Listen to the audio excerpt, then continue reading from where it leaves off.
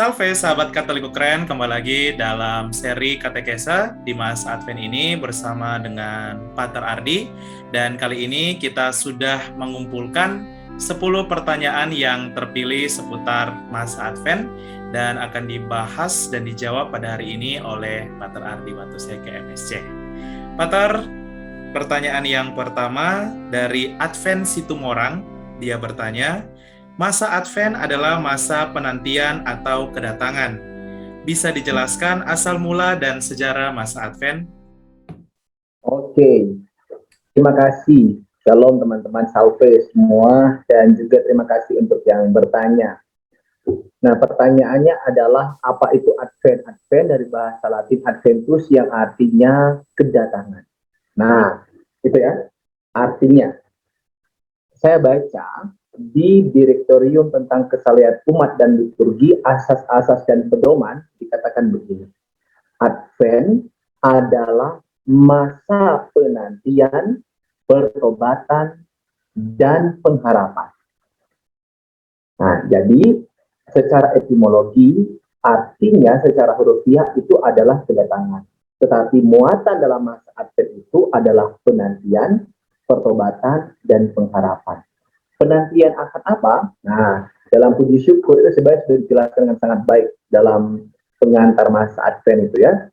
Nah, Advent itu diisi dengan pertobatan, pengharapan akan kedatangan Tuhan yang kedua kali dan mempersiapkan perayaan untuk mengenangkan perayaan kelahiran atau kedatangan Tuhan Yesus Kristus kurang lebih 2000 tahun yang lalu. Jadi kurang lebih seperti itu. Gitu. Ya, terima kasih Pater. Pertanyaan yang kedua dari Benny Rian, dia bertanya, kegiatan apa yang dilakukan di masa Advent? Nah, kegiatan apa yang dilakukan di masa Advent?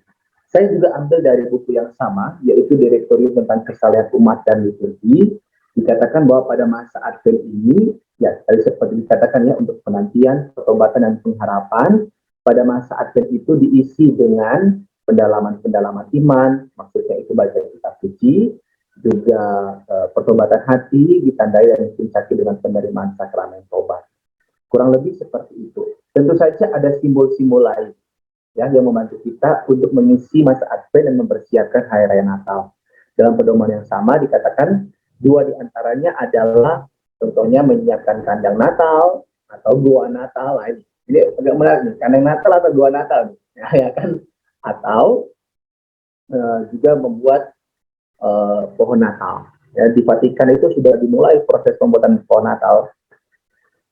Gitu. Ya, oke Pater, kita lanjut pada pertanyaan yang ketiga dari Veronica. Mengapa lilin Advent minggu ketiga berwarna pink dan mengapa tidak di minggu yang lain? Mengapa tidak di minggu yang lain? Ya pertama karena minggu ketiga itu ada disebut dengan Minggu Gaudete. Apa itu Minggu Gaudete? Ya, Minggu Gaudete itu diambil dari antifon pembuka. Yang kalau dalam bahasa Indonesianya bersoraklah atau bersukacitalah. Bersukacita. Rejoice in the Lord always. Ya, bersukacita dalam Tuhan senantiasa. Kurang lebih seperti itu ya. Nah, karena itu hanya di ketiga lah itu ada yang namanya Minggu Gaudete yang dengan ditandai dengan warna lilin yang berbeda, yaitu warna ini ada orang yang warna pink ya, tapi dalam dokumen dikatakan merah jambu. Tergantung kita mulai dari perspektif yang mana begitu. Ya, pertanyaan yang keempat dari Kristoforus. Jika dalam masa Prapaskah identik dengan pantang dan berpuasa, lalu apakah yang identik di masa Advent? Ya, yang identik dengan masa Advent itu adalah temanya. Temanya itu apa? Yaitu penantian tadi.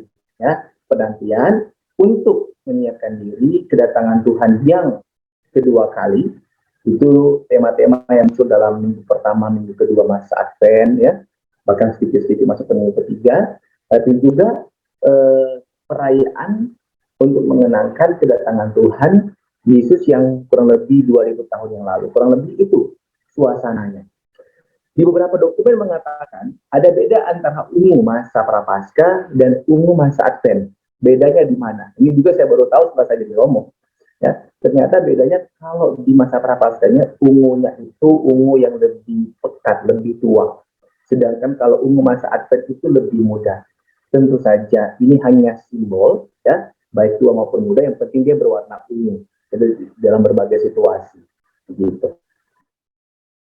Iya, oke Pater. Kita lanjut pada pertanyaan kelima dari Britney Mait. Dia bertanya, bolehkah mendengarkan lagu-lagu Natal di masa Advent?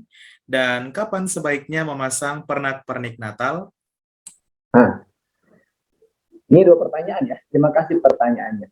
Boleh atau tidak? Saya mau jawab ini kontekstual, gitu teman-teman. Jadi kita sebagai orang Katolik hendaknya mengisi masa Advent dengan suasana Advent. Salah satunya untuk mendengarkan lagu-lagu yang bertemakan Advent. Ya, itu ada begitu banyak lagu yang sangat baik yang membantu kita dalam mengisi masa Advent, merefleksikan dan merenung mendalami masa Advent. Sangat banyak lagu.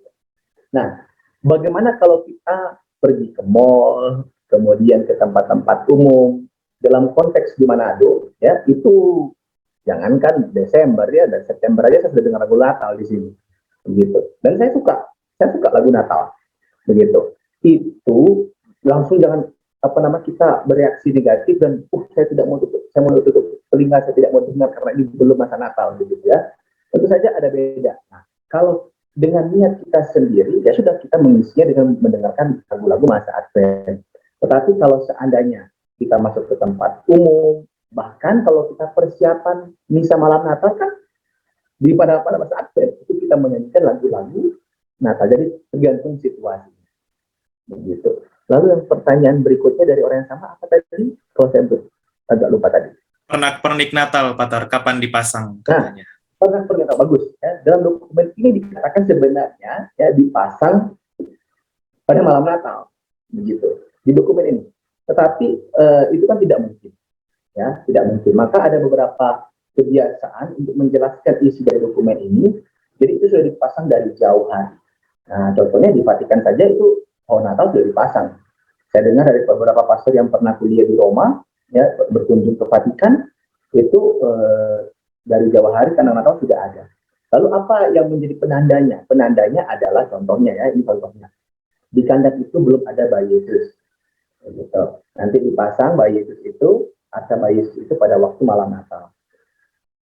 Atau setelah misa malam Natal itu ya. Nah, kemudian bintang di pohon Natal, kan biasanya pohon Natal itu ada bintang yang di atas itu ya.